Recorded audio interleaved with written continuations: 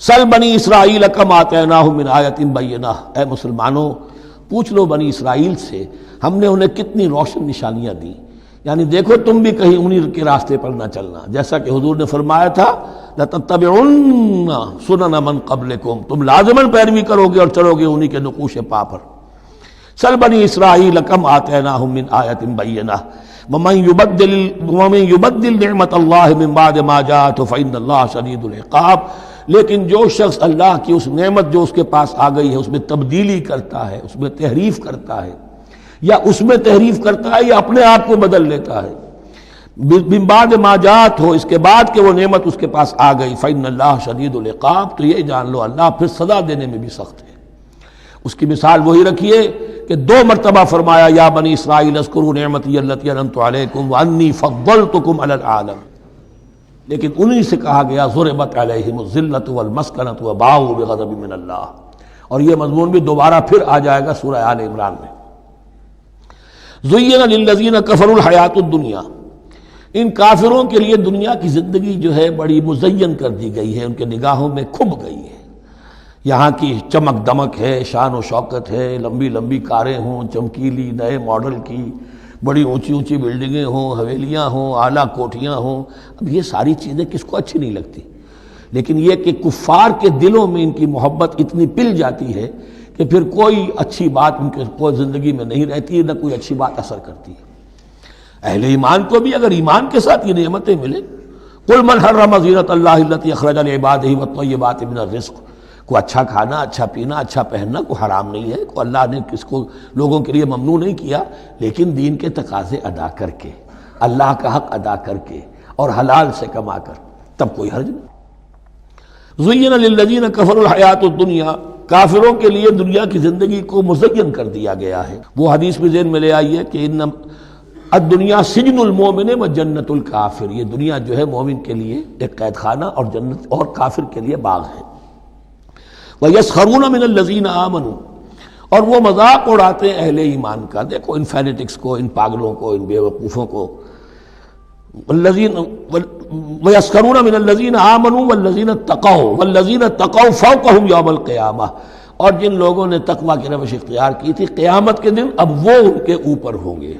اور بلکہ ہمیں سورہ مطففین میں تو آگے چل کر پتہ چلے گا پھر اہل ایمان ان کا مذاق اڑائیں گے۔ واللہ یرزق من یشاء بغیر حساب، اور اللہ تعالیٰ رزق عطا فرمائے گا جس کو چاہے گا بغیر حساب، یہ جنت کی طرف اشارہ ہے۔ اب یہ جو آیت آ رہی ہے پھر ایک طویل آیت ہے، جسے میں نے عرض کیا تھا بڑے بڑے حسین اور خوشنما حکمت کے اور علم کے اور معرفت کے پھول جو ہیں وہ اس بنتی میں بن دیے گئے ہیں۔ 2 لڑیاں یعنی شریعت، عبادات اور معاملات، 2 لڑیاں انفاق اور جہاد، قتال، جہاد بالمال، جہاد بالنفس، اور ان میں یہ پھول آ جاتے ہیں عظیم۔ اس کو میں نے عنوان دیا ہے آیت الاختلاف، آیت الآیات، آیت البر، اور یہ آیت الاختلاف، اختلاف کیوں ہوتا رہا ہے، اور یہ بہت اہم ہے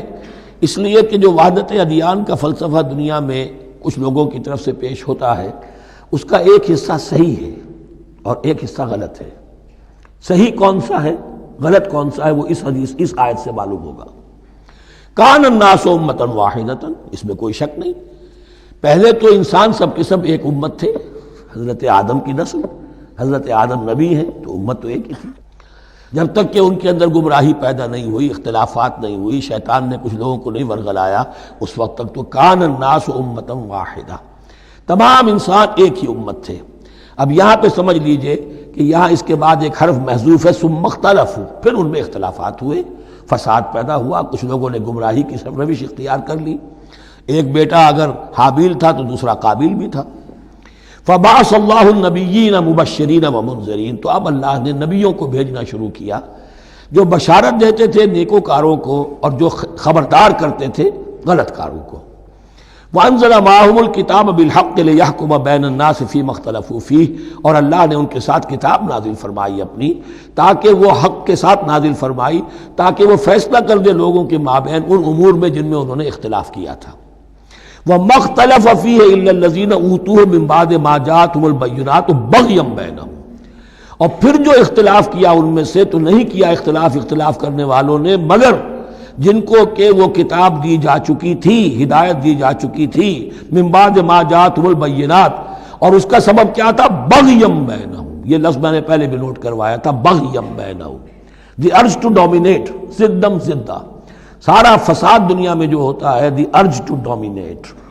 آدمی جو ہے میں اس کی بات کیوں مانوں، یہ کیوں نہ میری مانے، یہ ہے کہ جس میں جو بھی سربراہی اور بالادستی حاصل کرنے کی جو ایک انسان کے اندر ایک ہے امنگ ہے، یہ امنگ رکھی گئی ہے انسان میں، جہاں انسان کے اندر اچھے میلانات رکھے گئے، برے بھی رکھے گئے، نفس بھی تو انسان ہی میں ہے، اس لیے کہ انہی کی درمیان حق و باطل کی کشمکش چلتی ہے انسان کے باطن میں، حق و باطل کی ایک کشاکش انسان کے باطن میں چلتی ہے، ایک خارج میں چلتی ہے۔ تو فرمایا پھر ہم نے اپنے رسول بھیجنے شروع کیے، فبعث اللہ النبیین مبشرین ومنذرین وانزل معهم الکتاب بالحق لیحکم بین الناس فیما اختلفوا فیہ وما اختلف فیہ الا الذین اوتوہ من بعد ما جاءتهم البینات بغیا بینہم فہدی اللہ الذین آمنوا لما اختلفوا فیہ من الحق باذنہ۔ تو اب اس کے بعد اللہ تعالیٰ نے ہدایت دی ان لوگوں کو جو ایمان لائے ان چیزوں کے بارے میں جس میں کہ وہ اختلاف کر چکے تھے حق سے، اپنے حکم سے اللہ نے ان کو ایمان کی طرف ہدایت فرما دی۔ واللہ یہدی من یشاء الی صراط مستقیم، اور اللہ ہدایت دیتا ہے جس کو چاہتا ہے سیدھے راہ کی طرف۔ لیکن اس کا دوسرا ترجمہ یہ بھی ہوگا اللہ ہدایت دیتا ہے اس کو جو چاہتا ہے، من یشاء، من یشاء میں اللہ کی مشیت بھی ہے اور جو ہدایت کا طالب ہوتا ہے، واللہ یہدی من یشاء، جو چاہتا ہے اس ہدایت کا طالب ہوگا، یہ اللہ کے ذمے ہے، اللہ نے اسے اپنے اوپر ایک ذمہ داری سمجھا ہے کہ اس کو یقیناً ہدایت دے گا۔ والذین جاہدوا فینا لنہدینہم سبلنا، جو ہمارے راستے میں کوششیں کریں گے، حق کی طرف بڑھنا چاہیں گے، ہم لازماً ان کو راستہ دکھائیں گے، اپنے راستوں کی طرف ان کی رہنمائی کریں گے، یہ اللہ نے اپنے ذمے لیا۔ ام حسبتم، اب بڑی سخت آیت آ رہی ہے، یہ بھی بڑی لرزا دینے والی آیت ہے۔ اب دیکھیے صحابہ کرام میں سے ایک بڑی تعداد تھی کہ جو مکے کی سختیاں جھیل کر آئے تھے، مہاجرین، ان کے لیے تو اب جو بھی مراحل آئندہ آنے والے تھے وہ کوئی ایسے ثقیل نہیں تھے، ایسے مشکل نہیں تھے، وہ سختیاں تو وہاں نہیں انہوں نے جھیلنی تھی کہ جو کہ مکے میں مہاجرین نے جھیلی تھی۔ تو اب ان سے ہے خاص طور پر روئے سخن، اگرچہ خطاب عام ہے، اور یہ قرآن مجید میں عام طور پر آپ کو ملے گا کہ الفاظ عام ہیں، لیکن آپ اگر دیکھیں گے تو روئے سخن کسی خاص طبقے کی طرف ہے، تو یہاں در حقیقت ان کو بتایا جا رہا ہے۔ ام حسبتم ان تدخلوا الجنہ، کیا تم نے یہ سمجھا تھا کہ جنت میں داخل ہو جاؤ گے؟ ولما یاتکم مثل الذین خلوا من قبلکم، حالانکہ ابھی تک تو تمہارے اوپر وہ حالات و واقعات تو وارد ہی نہیں ہوئے جو ان پر ہوئے تھے جو تم سے پہلے تھے۔ مستہم الباساء، انہیں آ لیا، پہنچی ان کو سختی بھوک کی، والضراء، اور تکالیف، وزلزلوا، اور وہ ہلا مارے گئے، حتیٰ یقول الرسول والذین آمنوا معہ متی نصر اللہ، یہاں تک کہ پکار اٹھا وقت کا رسول اور جو ان کے ساتھ اہل ایمان تھے، کب آئے گی اللہ کی مدد، الا ان نصر اللہ قریب، اب انہیں یہ خوشخبری دی گئی کہ آگاہ ہو جاؤ اللہ کی مدد قریب ہے۔ یعنی اللہ آزماتا ہے، یہ وہی بات ہے جو اس سے پہلے آ چکی ہے 19ویں رکوع میں بالکل شروع میں، وَلَنَبْلُوَنَّكُمْ بِشَيْءٍ مِّنَ الْخَوْفِ وَالْجُوعِ وَنَقْصٍ مِّنَ الْأَمْوَالِ وَالْأَنفُسِ وَالثَّمَرَاتِ، ہم لازماً آزمائیں گے۔ یہ کوئی پھولوں بھرا راستہ نہیں ہے، پھولوں کی سیج نہیں ہے، حق کا راستہ ہے، یہ کانٹوں بھرا بستر ہے، کانٹوں بھرا راستہ ہے، اس کے لیے ذہناً تیار ہو جاؤ۔ در رہے منزل لیلا کہ خطر ہاست بسے، شرط اول قدمی نفس کے مجنوں باشی، دیکھ سمجھ کر آؤ۔ ام حسبتم ان تدخلوا الجنة ولما يأتكم مثل الذين خلوا من قبلكم مستهم الباساء والضراء وزلزلوا حتى يقول الرسول والذين آمنوا معه متى نصر الله الا ان نصر الله قریب۔ یہ آیت پھر مسلمانوں کو، صحابہ کرام کو سورہ صف میں یہ خوشخبری سنائی گئی جبکہ غزوہ احزاب واقع ہو چکا تھا اور شدید ترین امتحان سے محمد الرسول اللہ اور ان کے صحابہ گزر چکے تھے کامیابی کے ساتھ، تب انہیں خوشخبری دی گئی ہے۔ سورہ صف اس وقت نازل ہوئی ہے، وَأُخْرَىٰ تُحِبُّونَهَا نَصْرٌ مِّنَ اللَّهِ وَفَتْحٌ قَرِيبٌ، اب تمہارے لیے وہ خوشخبری ہے اے نبی، بشر المومنین، اپنے اہل ایمان ساتھیوں کو بشارت دے دیجئے کہ اب وہ وقت آ گیا ہے کہ اللہ کی نصرت کے دروازے کھلتے چلے جائیں گے۔ یسألونک ماذا ینفقون، یہ آپ سے پوچھ رہے ہیں کہ وہ کیا خرچ کریں،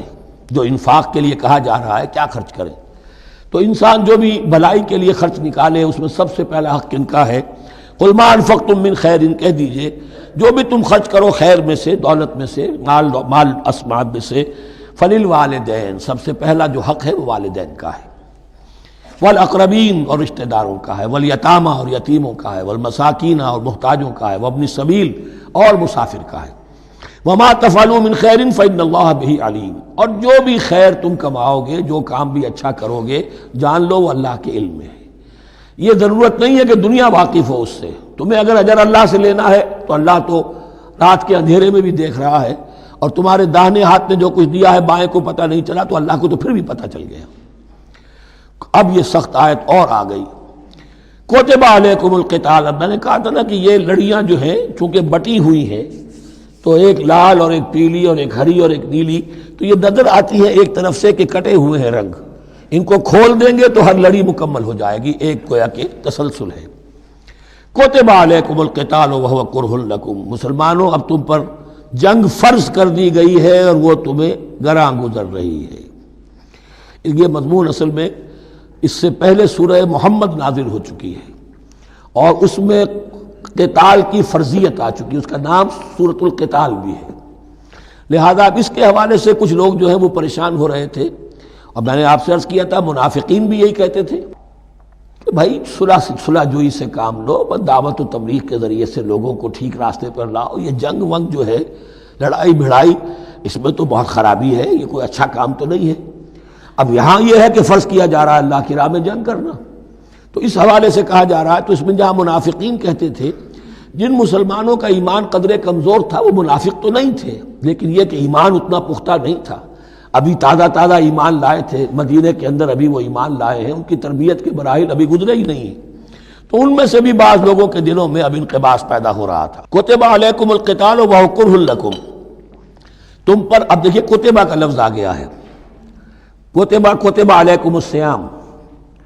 کتب علیکم القصاص فی القتلى،